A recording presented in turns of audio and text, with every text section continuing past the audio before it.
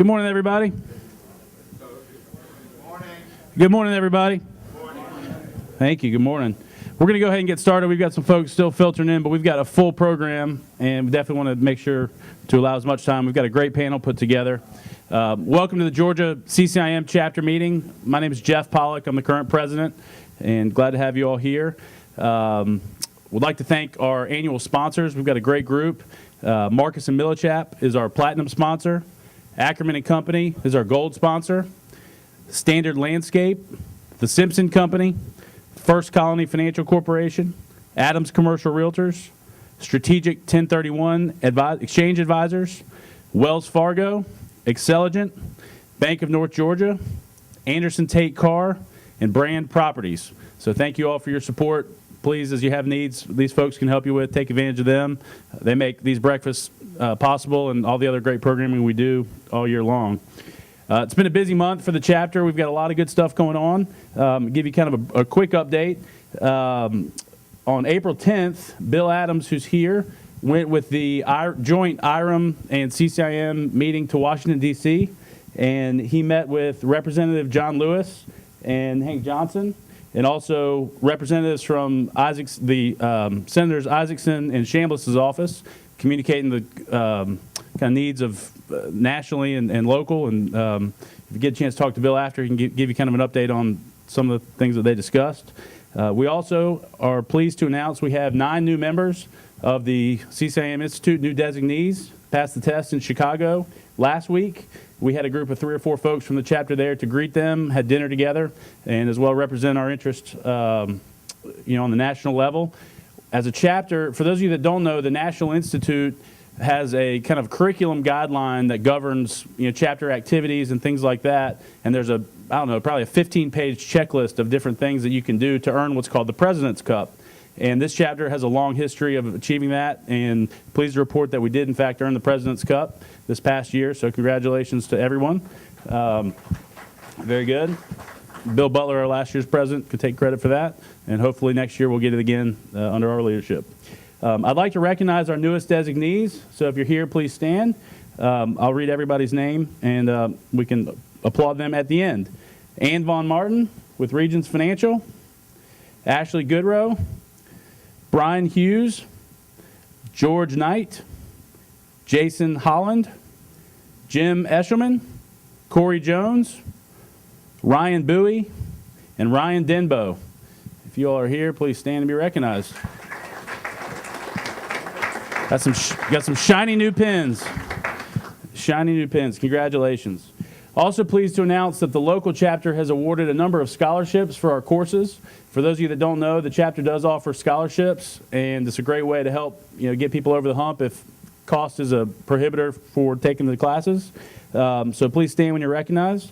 Joe Costanzo, Solomon Colvin, Brandon Riddick Seals, Judith Bennett, Steve Leslie, R.J. Cox, Thomasina Wilson, and Michael Green. If you all are here, please stand and be recognized.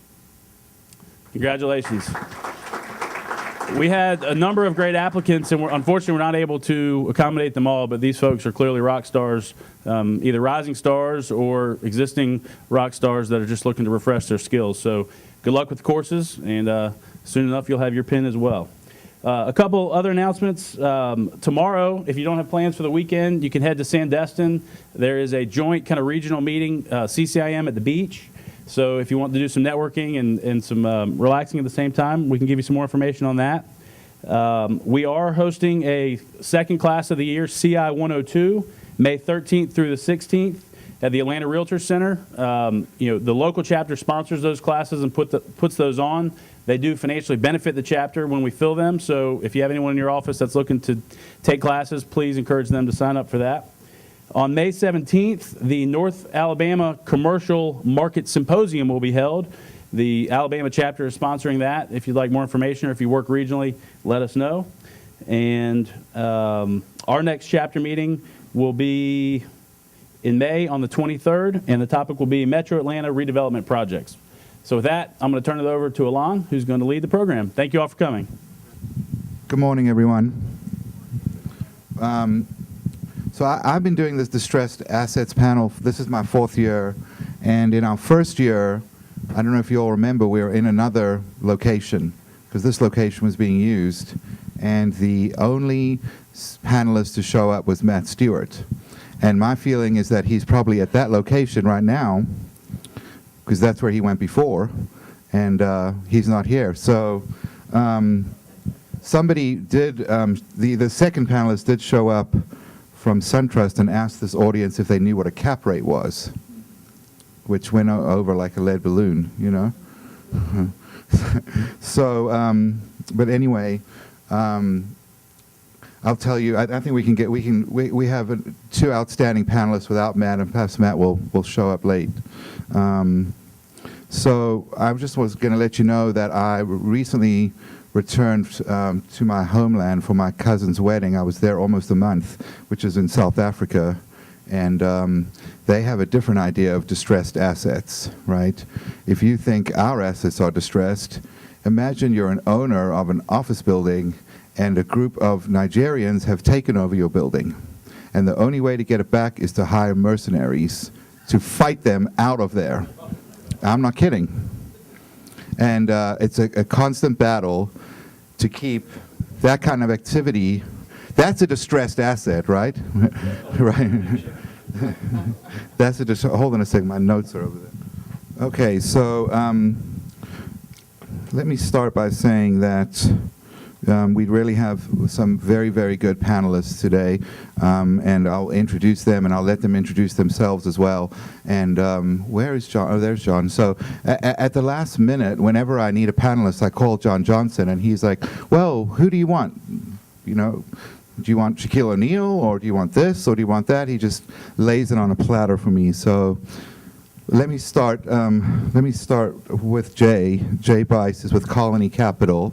Right, Colony Capital is the 4th largest private equity firm in the world.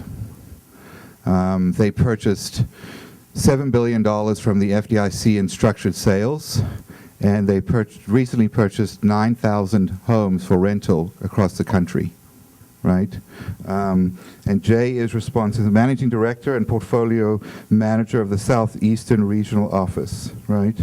The Atlanta-based office has over $1 billion in distressed debt, which is largely through the structured sales. And I don't know if you remember from last year, you know, we've got the loss share banks and we have structured sales, right? And they're direct sales as well. Those direct sales were not happening. I can tell you in the last 12 months, those direct sales have started to happen. And what I mean by that is smaller private equity groups are buying pools of loans from regional and community banks that are clearing their books.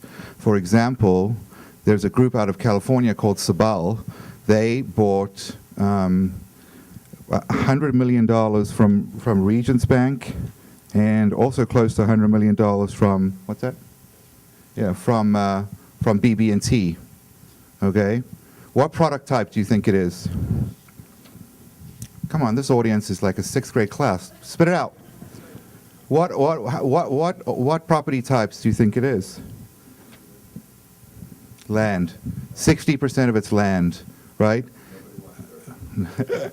You got to have dirt to have real estate, right? I mean, unless you're renting something else. So, but yeah, nobody wants dirt. But that's an indication. So that is a major movement, right? That we did not see. We have not seen that happen. So, you know, one of the questions we're going to ask these guys is how do us lowly brokers get hold of some of that? Because we're far down the stream in the ecosystem of these assets. When they were up at the structured sale, I don't know, Jay. What do you, in order to qualify for a structured sale, how much money do you need to show the FDIC you have? I don't know for sure. That's been a moving target. Yeah, I mean, you know, it's a pretty big equity check that you have to write. Like 500 million? I think realistically plus minus at least 500 million. 500 million. But that's. I can give you a loan. I mean, yeah. So you know, 2%, 0%. The FDIC is giving 0%. So And so we'll get to that, and then, so that's one major movement, right? And I'm just like skipping over my notes here because Matt's not here, so just bear with me. But the other major movement is that, the private investment funds are starting to buy residential houses, right? And so for rental, and so that has had an interesting effect of improving our housing. Right, and so we've got these kind of mixed signals saying we're coming out of this economic slow gear turning because housing's improving, right?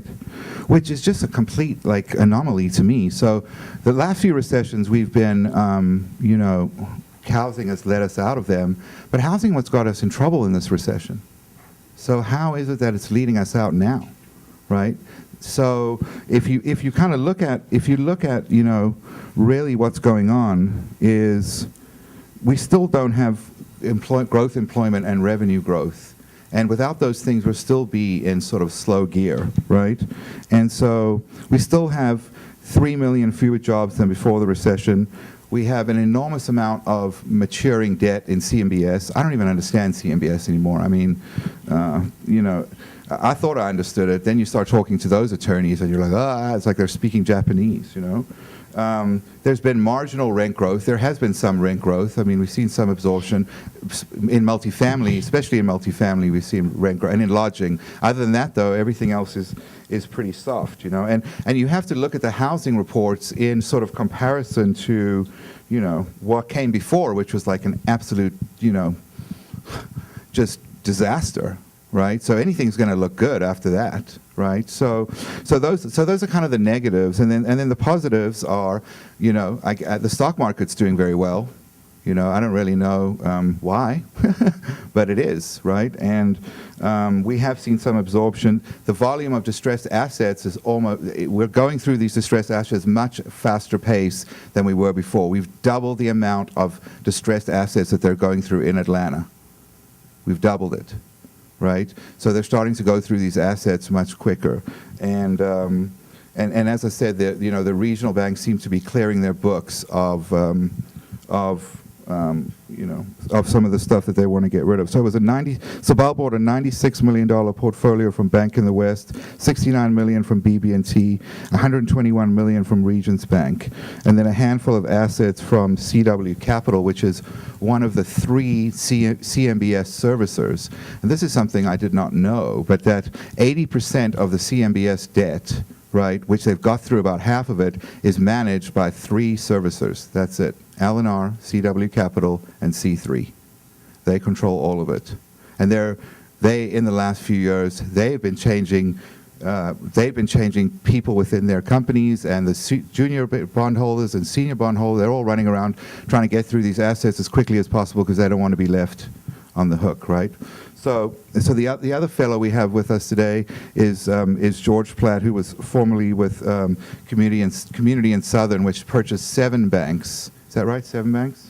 9 banks in Georgia, and he was the senior vice president and director of resolution management, and managed to get down from $1 billion loss share portfolio to $340 million. So close to $700 million in just a few years, right?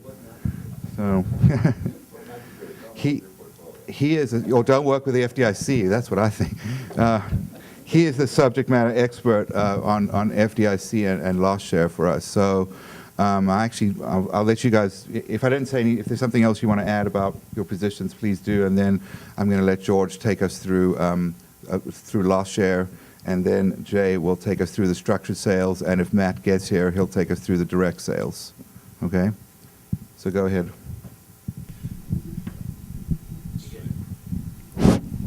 Thank you.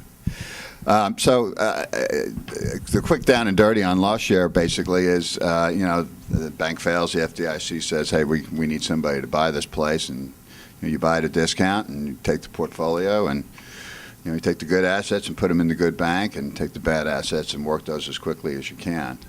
Identify those that can be worked with and those that have an absolute ounce strategy. And the idea is to work that ounce strategy as quickly as you can.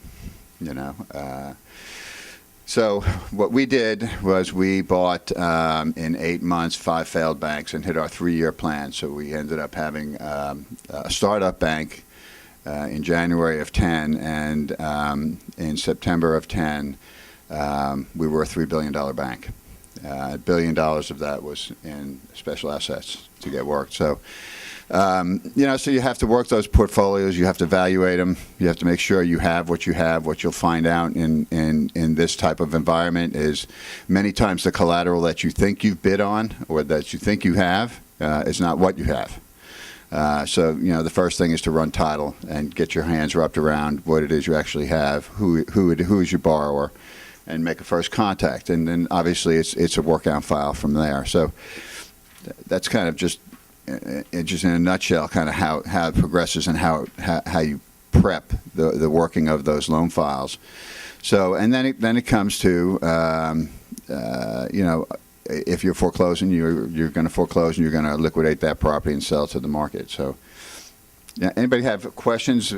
Probably the best idea of how loss share works is Q&A. I spoke to these guys on the phone independently this week, and I said to George that basically the acquiring institutions that buy a failed bank, because they're reimbursed, okay, 80% of the loss based on the failed bank's books at the time of closing, right? That's the trick, right? It's 80% of the loss based on the failed bank's book at the time of closing. So their job is to lose as much money as quickly as possible. Well, what we do is go in and you know, it's a third-party appraisal service. You know, we don't want to have hands on the appraisal process. So we have the service come in, we order the appraisal, we get a valuation of what that property is worth. Sometimes you agree, sometimes you don't agree. It's a fine line, and it's a sticky surface to start arguing with the appraiser, which many times you may not agree with. But nevertheless, at that stage of the game, what we do is we impair the loan down to the value of the property, Okay, which many times is down. Sorry to interrupt you, George. So when you impair a loan down, you do a charge-off, right? Yes, And a charge-off is a reimbursable expense. correct. Okay, do you guys understand? I mean, we've gone through this. This is the 3rd year. If you guys do not know what a charge-off is by now, I'm going to kill myself. I mean, you know, if you want to get involved in this market, you have to learn something about banking. It's not that hard. It's like 4 things. I mean, if you can take the CCIM exam, you can learn these. You know, banks have like 3 sets of books. They're like the mafia. I mean, you just have to learn, you know, you just have to learn how it works, and then you can know the motivations of the parties, right? Right. I mean, you hit it. I mean, you know, if we're talking to a group of brokers, motivation, understanding motivation is the key. So, you know, on just direct sales, it's easy, right? You know, you've got a motivated seller, a motivated buyer. You keep everybody happy. Everybody, you know, gets paid. That's correct. A distressed community bank, you've got different motivations because you don't know what they have that asset on the books. So what may seem logical to you might not be achievable for them, Right. because it might cause more of an impairment and might cause the bank to be in a worse capital position. Yeah. When it ends up in loss share, you've got another set of motivations. Different story altogether. Right. So It's like looking in a mirror backwards. It really is. Yeah, One the of the- smaller community banks, they're in survival mode, Right. okay? They do not want to impair on their loan. They do not want to charge it off. They want to try to keep that borrower and that loan intact so that they can survive. The small community bank right now is struggling, dramatically struggling. And because they're getting appraised values on their products that have our liquidation values tied into them. And if the market is not careful, we're going to be putting more community banks out of business that don't need to be put out of business. If one of you can tell me what a charge-off is, Jeff Pollock will give you $100 after this meeting. Am I included in that? Yeah. No. Okay, so look, basically when he talks You know about, I'm unemployed. Yeah. When you talk about an impairment, like, so basically the bank makes the loan, and every year or every quarter they get an appraisal, right? And if the appraisal comes back less than the loan amount, that's the amount they have to charge off on their books. It's a book entry. Banks' assets are their loans. When it goes non-performing, after 90 days, they're required to move that asset off the asset side and onto the loss side. When that happens, if you've got a property that was loaned at $1 million and is now worth $500,000, you then have to charge off. You do a book entry saying this loan is now worth $500,000, so they can properly represent to their shareholders or whatever what the real value of the assets is. Well, Lon, let me add to that. That you get to certify to the FDIC for repayment of that. Right. And on top of that, the bank does not have to hit its capital for a reserve. Right. Because they're under a P&A agreement with, Right. with the FDIC. Yeah, so hold on a second. So, I will get your question right now. So basically, what happens is that what I just described to you was the normal banking situation. Now, under loss share, anytime the acquiring institution loses money, the FDIC reimburses them 80% or whatever the loss is based on the failed bank's books as of the day of closing. That that's not what the value of that property is. Right? That property values drop by 40%. So that's the windfall. Now, what they have to deal with is an enormous regulatory machine who can't make up its mind and hates public image, and you never know which way it's going to go. Right? So that's the part of it that's tough. The key to the loss share, and you can correct me here, is the loss share bank does not want to lose their ability to collect on loss share. So y'all are looking at things from a brokerage perspective and say, well, why don't they trade this? And the truth is, the trade is not in the land. The trade is in that relationship with the FDIC. So you have to exercise an extreme amount of patience and understanding to deal with that. Right. And That's correct. I kind of stole your thunder. I didn't mean That's to. all right. No, that's right. Tit for tat. I got you before. Yeah. So George, can you give us some examples where the FDIC has just blatantly changed their mind, or what it's like to deal with them as far as them just looking at the agreement and just saying, well, no, that's not the way we interpret it, or oh, I'm sorry, we made a Scrivener's error and should have put something else in there. Well, I don't have a specific instance to give you, but I will say this. We signed these P&A agreements, and since the day we signed the first one, they keep coming back and saying, hey, by the way, this is really what we meant here, not this. So they do tweak it. It's not ungodly bad, and we're able to live with it. Sometimes, in fact, there was one point where they were saying that we also had to, if a valuation went up, then we had to pay back the loss share. And well, you know how we felt about that. So we got that one resolved very quickly. We're just smarter than them. That's what it comes down to. Yes, you had a question up here. I wanted George to discuss on a new asset that comes in, kind of explain the touches with the FDIC, how often you actually need to ask questions and get answers to give some sense for the process. Okay. I'm gonna repeat the question so we have it on. Oh, did I tell you guys you're on video? I forgot about that. I had to sign a release. So the young gentleman wants to know the process, with the FDIC, how that works from when an asset comes in. But I think what he really wants to know is how does it work? The failed bank's going to have an asset, so start there. You really want to outline what's the FDIC's involvement. Where are the touches? Here's where it is. We're the acquiring institution. We deal with that asset as we would deal with any asset, all right, under the certain agreement with the P&A agreement, which is what we have to abide by. They say treat all assets the same. Well, you can't treat all assets the same because a special asset has to be treated as a troubled loan and troubled debt. So it's treated differently. The FDIC does not step in and say, hey, you have to do this, you have to do that. We don't have to go to them. We have a set approval authority matrix, set guidelines in our policies and procedures that we follow. Yeah, and we have delegated authority. We do, however, go to the FDIC from time to time when there's a big, hairy commercial loan. I can tell you, as a matter of fact, we had the YMCA in Winder. Okay, it was a very, very large loan. I won't get into specifics, but that they could not afford. Neither the FDIC or Community and Southern Bank wanted to be known as those people who closed down the YMCA in Winder, Georgia. That would be really bad press. So we went to the FDIC and we worked it out, and we worked on a pretty good deal for that group, and they were very happy, and we all walked away happy. So The one thing that the FDIC does not like is bad public image. I can tell you that Yes. is one thing that you can use. put them in the as press leverage. and they shrivel up and blow away. I mean, Exactly, they exactly. they don't want to be in front of the camera. But all in all, whenever you call them, they'll give you what I call the famous non-answer. They'll answer your question by not answering your question. And then they'll say, do you understand? Yes, I completely understand. I'm not getting an answer. I got it. But, you know, they'll come in and there'll be very regular audits by them. They audit your processes, and then they audit your decision and your skills.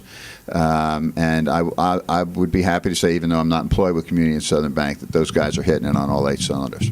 So I did those audits for a year for the FDIC. Yeah. We're not talking about a brain trust here. I mean, but, you know, the AIs were running circles around there. But let me ask you a question, and let me ask the audience a question. If, would an AI, would an acquiring institute, why don't they just sell all the loans? Why don't they just auction all the notes off? They get reimbursed, right? They get reimbursed 80% of the book value, which is an inflated value. Why don't they just sell them all in an auction? George, why don't you explain the fact that you cannot sell loans?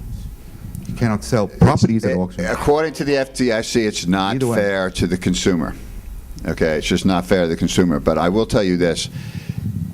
Right now, and I think many in this room probably realize it, I know the gentleman next to me realizes it, the FDIC is really struggling with the end of lost share. Oh my God, we did this thing. And it actually was, at its inception, a very good idea. Receiverships were not the answer. They were hugely expensive for the taxpayer.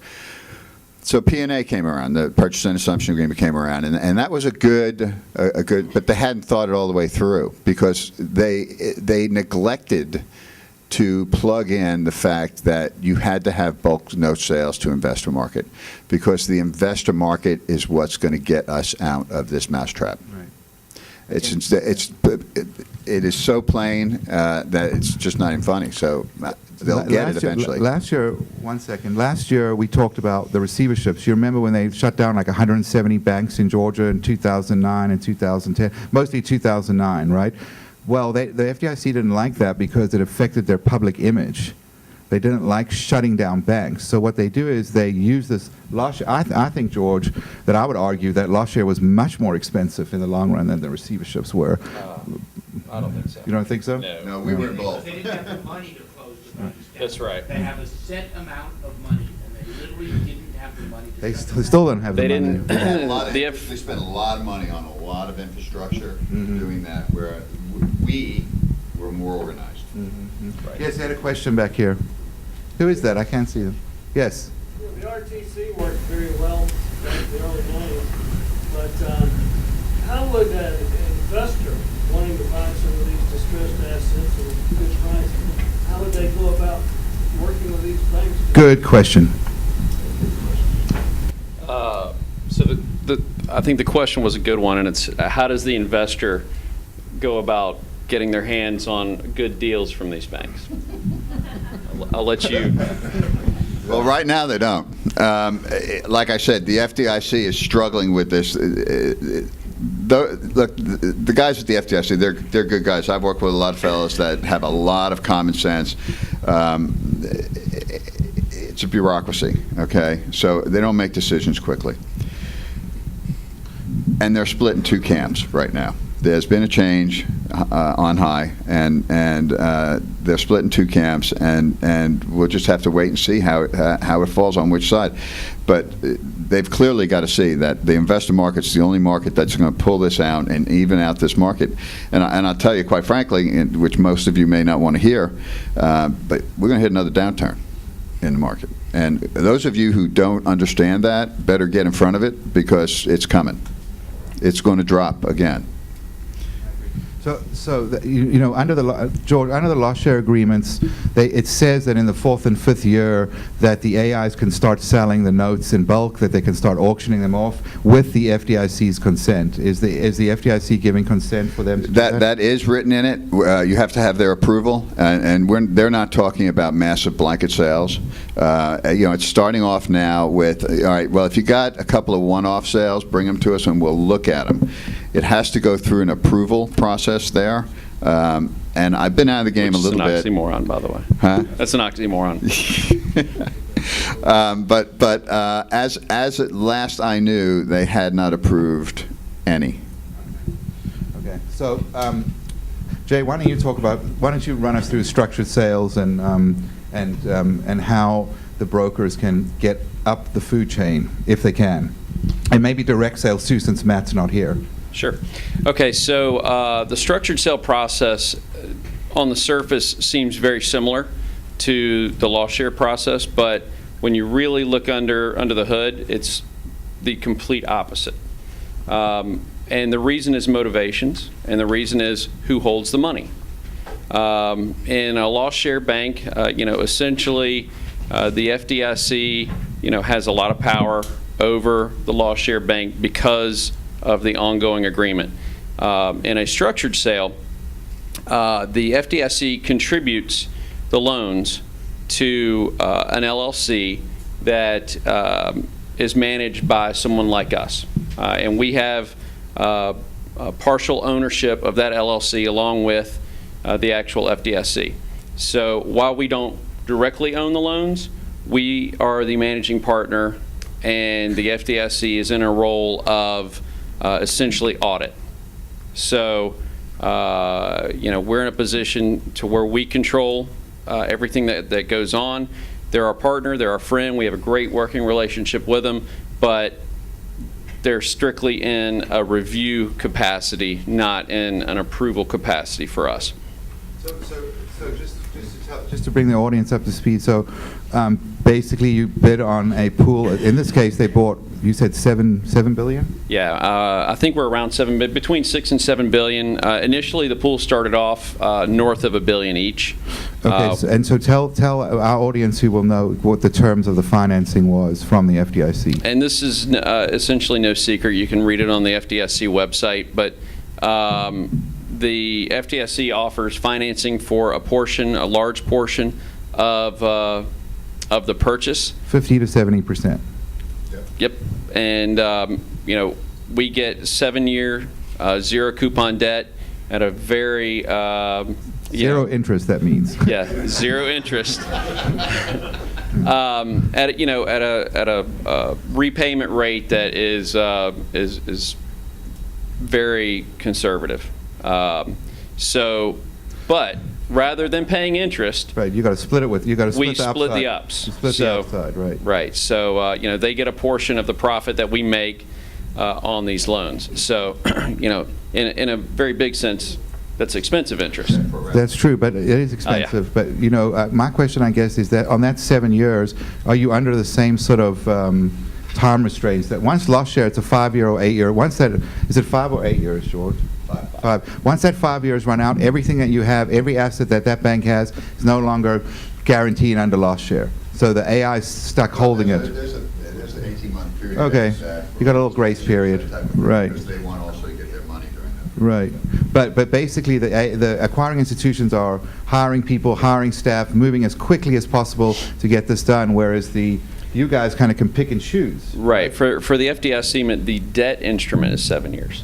Okay. The life can be longer. So you can pick the biggest whales in the pool and go hunt them and hunt the small fish later. That's right. That's right. For a percentage. Do you have a question? So Jay, you said you share in the ups. Do you share in the downs too? Yes, absolutely. So good and bad. Good and bad. So we are. Job done. Yep. You know, and we have our own capital beside theirs. So you know, the debt gets repaid before, you know, we get any of our equity back. So our equity is a long-term play, and you know, yeah, ups and downs and expenses. So we're incented to control cost because of that. We're incented to be very pragmatic about our decision making because of that, because we have real skin in the game.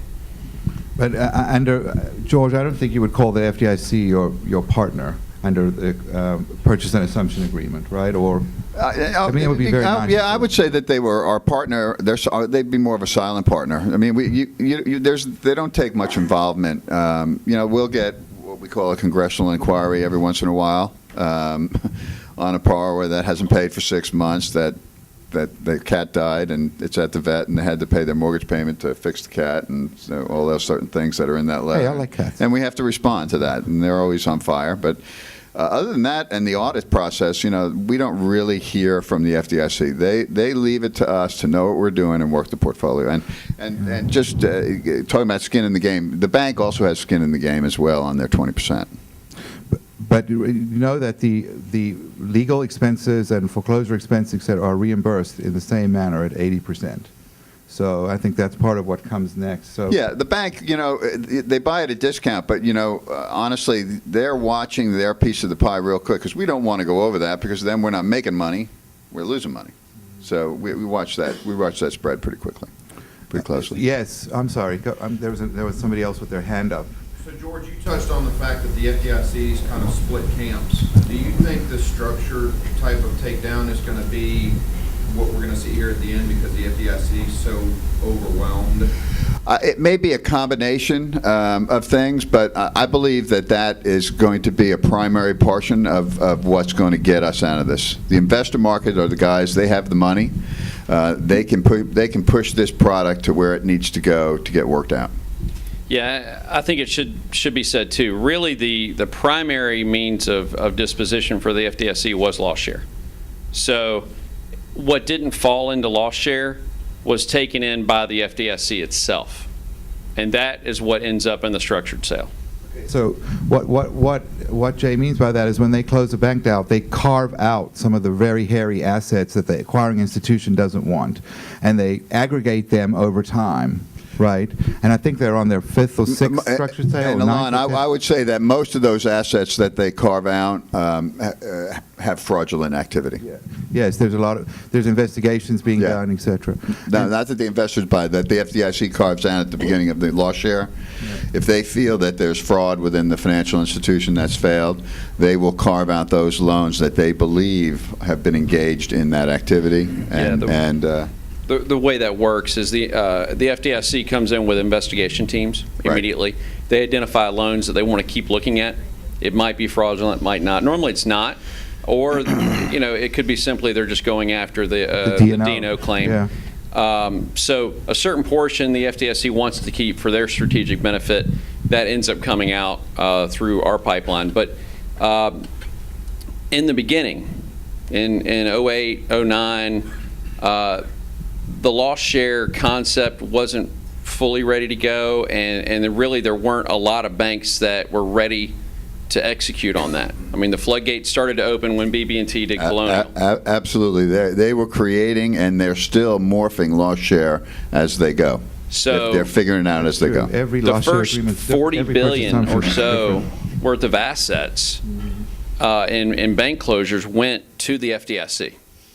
So a lot of the structured sale stuff came from that first $40 billion, and when loss share really picked up, the stream in to our pond, if you will, became a trickle. And so I think this is relating back to your question: is structured sale going to be the answer? Probably not. I think structured sale is about done because of the FDIC doesn't have the assets to continue to do big pools. Pools went from $1 billion to $1.4 billion in UPB now to $300 and $400 million. So you're really getting towards the end there. I don't know what their actual stable is. So how many structured sales have they done? Like 9 or 10? I believe it's 9 or 10. I don't have the exact. So they carved out these assets and then they aggregated them over time. They sent them to services like Citus and Trimont and waited until they had enough to have a meaningful pool, right? So you've got three different players here in the distressed assets market. You've got the acquiring institutions, that's George, right? You've got the structured sale, the $7 billion, that's Jay, and then you've got this other direct sale, which is the regional and community banks that are selling off clearing their books, and I think that's where, for us, we'll see the most advantageous stuff happening. And so, even though Matt's not here, Jay, maybe you can speak to that. Yeah, so, well, to round out our last topic, I think there's a potential for some kind of, morph between structured sale and loss share, where the FDIC comes in and creates a new program of a loss share buyout, but that hasn't been created yet. I don't know if that's being talked about in the halls of the FDIC or not, but there's a potential of something like that happening, but it won't be a loss share and it won't be a structured sale, I would say.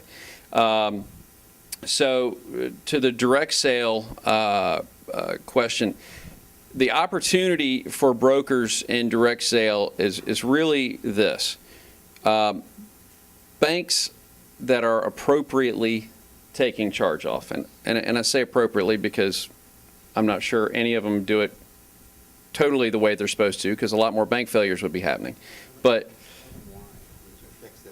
yeah, because it affects their their capital ratios, and that in large part drives the FDIC or the state banking regulators to close banks, because they don't want to have a run on the bank because they're out of funds.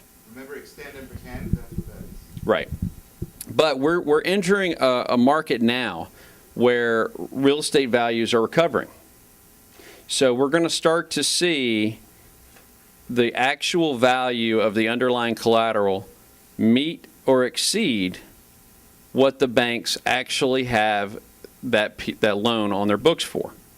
When that starts to happen, the banks are going to use the brokerage community as the conduit to turn those loans into cash. And that's the opportunity there. And that's why, it really is a big deal to start to see these direct sales, because it means that the banks now can start to move this stuff on their books without taking major write-downs. Are you all seeing that? Are you seeing banks starting to become more realistic about the price, the real value? Anyone? I mean, I'm starting to see it in land. I'm certainly starting to see they're discounting land significantly, right? Especially from where it was. And so, I mean, I definitely think that there's a shift, and if you're going to make some sort of market, you to understand this: if a bank gets an appraisal, right, on a property, and they have to charge it off, and you come in and offer them less than that amount, you can stand on your head all day long. They're not going to accept it, right? Because they've already taken the hit. The best thing for you to do is figure out when the next appraisal is going to be. Is it 90 days? Is it 6 months? Is it a year? That's the question you should ask the bank. Well, when is this going to be appraised again? Because then you'll know if it's appraised and it's less, then your client might be able to offer that amount. But if you're trying to offer an amount and they've charged it off, they're not going to accept $1 less than that charge off. So to put numbers on that real quick, if you've got a $1 million loan that was done in 2004, the actual value of the collateral is, say, $500,000. They're going to write that down actually to about $450,000. Okay, because of the cost of sale. Cost of sale, et cetera. So if, you might legitimately have a client that wants to buy the property at $400,000, and that might legitimately be today's value, it's just not going to move. It's not going to sell. They have no incentive to do so. However, if you bring a client that offers $600,000, and that's, the market today, they're going to jump all over that, because then their incentive is to get cash, because cash is much better than an impaired loan, and they really are not supposed to be keeping impaired loans on their books for very long. So the regulators are really going to be pushing them, and the more that they move, the happier the regulators are going to be. The mentality is also a little bit different. They're in survival mode. They would like to see that property move for a good price, but they are fighting constantly liquidated valuations in their appraisals, which knock those values down. That's why, part of why I say the investor market's going to help this out is because they have a different mentality.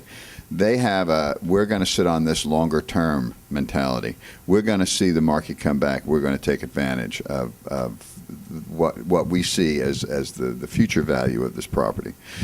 I mean, and the banks, the banks right now. One more point. The banks right now, if a lost share bank doesn't sell a property right away, it goes to an absolute auction. Now, there are a lot of probably a lot of dog properties that go to that absolute auction that should be there, and we all just want to see them go away or burn to the ground. But there are a lot of properties that go to the absolute auction that are dirt in good areas. That, a couple of years ago up in the North Georgia mountains was selling for millions of dollars. Now, I mean, I've got subdivisions up in North Georgia that were hugely valued, and now the appraisal comes back as agricultural. They give the infrastructure of the subdivision no value, zero value, and they say the highest and best use is agricultural. Actually, they reduce the value because they got cost of demolition. Take it back to agricultural. So 1 second.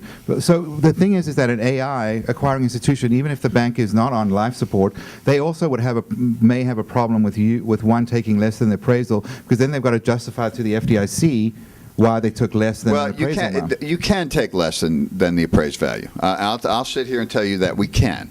Do we often do it? No. Okay, but and this is not new news. This is not a secret. The FDIC operates on what's called a net present value calculation. Okay. You guys know what that is, right? Okay. Least cost analysis is what they call it, but it's net present value. So all day what long. you do is you're just spreading your expense over the next 18 or 24 months on a spreadsheet, and you're discounting it down to what the net present value is right now. And you know what? I'll take that all day long. And you can manipulate those numbers because they do some wacky things, like they go in quarters instead of months. They do all sorts of things that you build. That's a home run transaction, by the way, guys. Bill and then John. Go ahead. Juan, you threw out a question earlier about we're seeing banks become more realistic. And a few deals we've been involved with small banks, we're seeing the market catching up with those values. So I guess I go back to George. You made a comment earlier. You said glossed over. It said we're going to have a downturn. And then you just left it. But we're seeing, the investor market and even in dirt coming up to match some of these values. What are you basing when you say there's going to be another downturn? How many lost share banks do we have? I've forgotten. I've lost count. And how many dollars are involved in those lost share banks? They're going to dump a ton of real estate on the market. If the FDIC doesn't get its act together and create some kind of program that's going to get them out of lost share, I'm going to tell you those lost share banks are not going to take it on the chin. Yeah, because they have a sunset date, right? Their contracts expire, and they're going to be scrambling after that, and they're going to dump all of this real estate on the market, and I'm going to tell you, values are going to fall through the floor. It's got, well, look, we're Georgia. Come on. Yeah. We have tons of commercial dirt. lots, We have right. tons of developed lots. Right. They're not selling. That's what these guys are holding. And they're holding a lot of commercial property. Anything that's not CMBS, the community banks lend on. Large, big, empty buildings. Mm-hmm. So that stuff's going to get dumped. They're not going to take it on the chin for lost share. When do you see the same? The fifth year is coming right now. It's coming. We're here. We're on the cusp of the start of the end of lost share. Zach, do you remember, we did this analysis of how many lost share banks. Do you remember, it was like 2012, 2013 is when it started, right? The first purchases were coming to an end right this year, and right now. Right. So I don't. August of next year is when State Bank, Hold on. who took over security of Macon, Yes. Right. Right. That's correct. You're right. Yep. Then Citizens with Right. First Citizens with Richard First Sink. Citizens, Mhm. and then us. And that was First Citizens was a Well, then $3 billion CSB, bank. John. Yes, just following up, George, a banker in Middle Georgia told me kind of the same thing. He sees another downturn coming. I'm curious what you think will be the impetus. Well, I'm sorry, John, can you repeat the last part of your question? What does George mentioned that he sees another downturn in Okay. values coming, and I'm Right. curious where he sees the primary impetus in that downturn coming from. What, property type or? In property type you're talking about? Yeah, and just in general, anything in the economy, or is it just because of this? You know, I don't think it's the economy. I think it has to do with this loss share program not being completely thought through as to how do we deal with the end of it. Okay, and that's why. Jay, was they put something together at the last. Yeah, I Yeah, mean, they have to. They have to come up with a program to get those things to guys like this, who will package them up and work them, put them together. While rates are still low. Yeah, well, the market will bear it.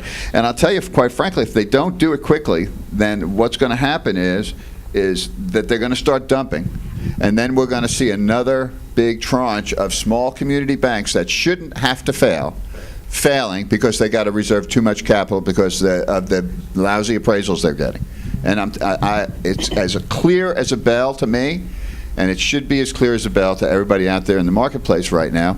And those in here that talk to their bankers should be saying, hey guys, it's almost like we need to be working under two sets of rules. Those small community banks don't deserve this. They're working hard. We all know they've worked hard over the last several years. And if they're surviving right now, buddy, they've been pulling 12-hour days for the last couple of years or more. And they don't deserve to be forced to the line of failure. They just don't deserve it. Paul. Whoa. I'm sorry. Thank you for being George, patient. you said that Sorry, Jay. that the investor market is the way out of this. I assume you're talking about the colonies of the world buying big portfolios of loans and so forth. Is there an opportunity anywhere other than through the foreclosure process for the individual investor to get involved in this and take advantage of those opportunities that I agree are coming? There is. It's somewhat limited. I'll give you our stock ticker if you want. There are You can buy- small, there you are can buy hundreds of private equity firms. You know, you can't buy from the bank who hasn't foreclosed yet, okay? They're not going to sell you a one-off note, unless it's a real sweetheart deal and somebody brings somebody else in. There is what's called a short sale, okay? Where the borrower, you go to the borrower and say, look, you know, you got this property, I'd like to buy it, and here's what I can give you for it. And if he's at a loss share bank, he can go to the bank and say, hey, I've got this short sale. There's a lot involved to go through that process and make that work. But it is a very viable process. And you guys talk to your borrowers. You guys put deals together all the time. You know, if you want to put an office deal together and it hasn't foreclosed yet, don't sit there and wait for it to foreclose. Don't do that. Make a deal happen, all right? Do it through a short sale. Go to the borrower, say, you know, and he may be not willing to talk to you at first, but explain the short sale process because it's a real process. And in fact, if the borrower is done, let's just say he's done. His financial statement is zero. He has held on forever. He can't hold on anymore. He's going to get foreclosed on. We all know it. Well, I mean, he can get forgiveness of that remaining right. debt. It's It's a more likely to happen. possibility. It's not 100% absolute. He's got to make full financial disclosure.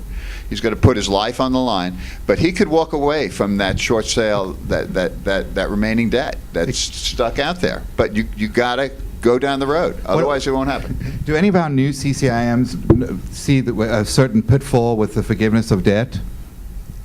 What's the pitfall with? I mean, it's great to have debt forgiven, right? Taxes. You get capital gains on that.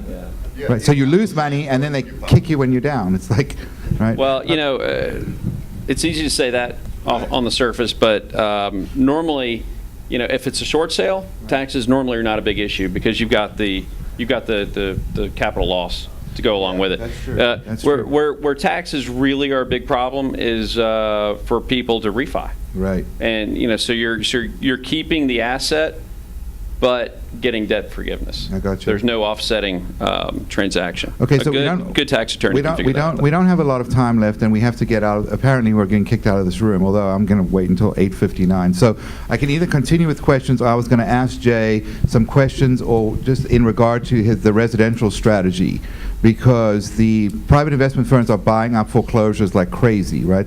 They own 9,000 across the country.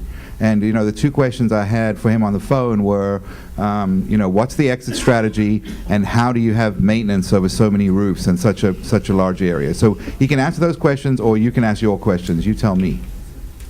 Go ahead. All right. Well, I'm going to do it in two parts because I asked this really this want morning. to. I really want to comment on the doomsday scenario that George put forth. I agree that we will have a downturn sometime in the next, I think, 36 months. However, I think real estate values today are going to be relatively stable. I don't think that the loss share issue is going to be as big. I think the FDIC will figure it out. Yeah, and honestly, there's too much money flying around right now for anything to go backwards. That may change when rates start going up. And I'm an inflation hawk. I think we're going to have it. I think we do have it. It's all a matter of what you want to call it. But when we can't stop rates from going up, it's going to create a lot of cross currents, a lot of headwinds. I think we're going to have some interest rate squeeze issues in places that we've never had them before. In the investment community, that all of a sudden used to require 15-18%. Now 5s and 7s are okay. Well, a rising rate environment, that could be an issue. What's it going to do to the housing market too?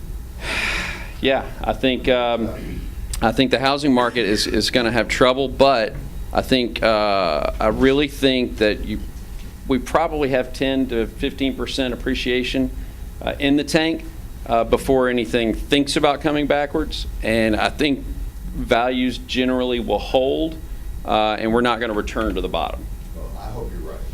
I honestly. I got to sleep at night. Okay, so the single family thing, we started it just over a year ago, and we're in I believe 10 different markets from Southern California to Georgia. We got 3 markets in Florida, and to directly answer your question, what is the exit strategy?